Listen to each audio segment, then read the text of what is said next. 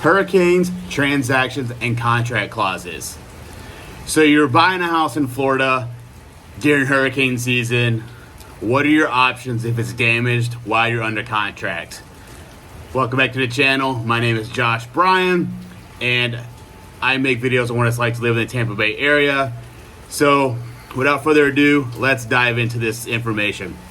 All right, so obviously I am filming this while Hurricane Ian is rolling through. It is south of Tampa Bay, but I figured I would make this video on just what your options are if you're buying a house and you're under contract and it's damaged during a hurricane.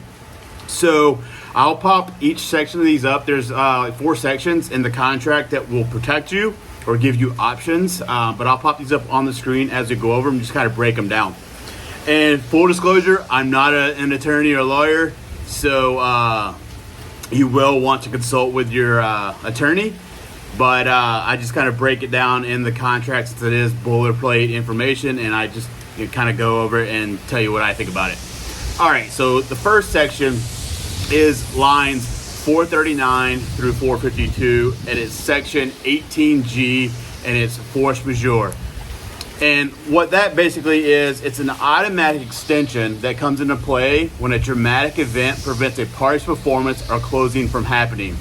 It takes an unusual and unplanned event to trigger this force majeure clause.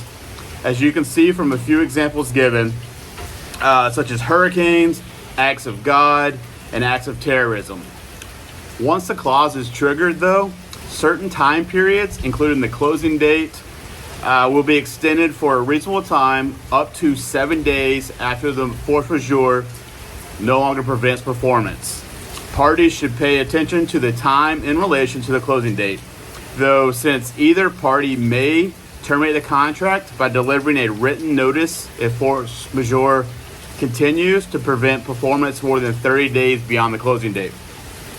So basically what that's saying is, you get a 7-day extension once the event that caused the delay is over.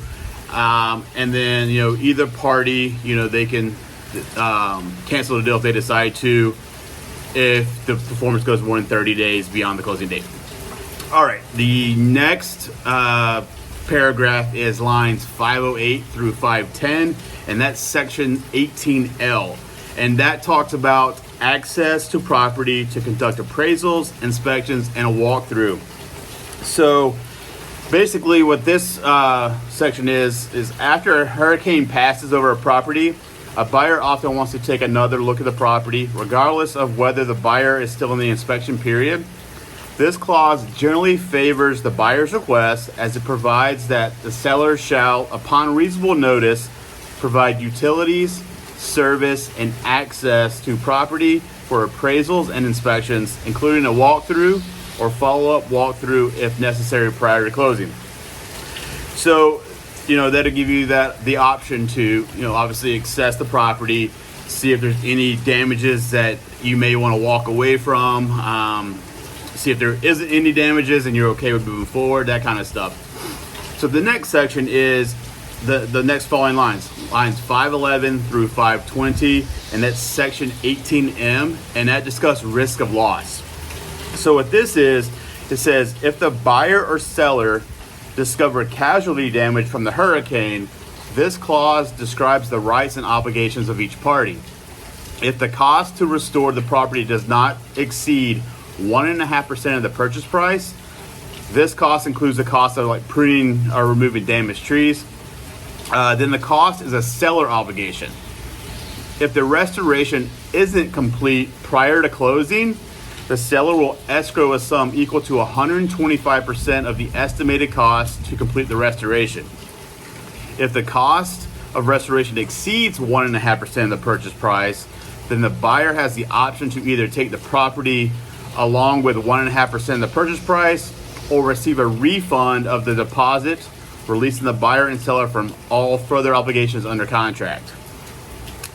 So once again, you have your option of either killing the deal, if it's the seller paying up the 1.5%, or if you want, you can just take the 1.5%.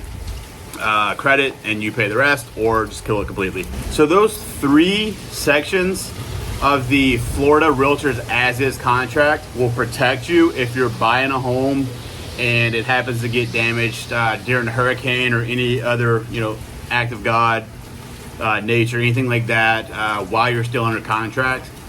So you have your options and you are protected. But once again, I am not an attorney. If we face this and I'm representing you as a client, I explain this to you, and then we will have the attorney that's handling the closing take care of any of the necessary paperwork that needs to be done, and actually advise you. Since I am not an attorney, all I can do is just read this boilerplate contract information to you and kind of just let you know how I perceive it to be. But you definitely want to talk to an attorney for that. But anyway, I hope this quick video helped. And if you need anything, or if I can be a resource for you, feel free to reach out. My contact information will be below, so feel free to give me a call, send me a text, or shoot me an email. Until next video, take care.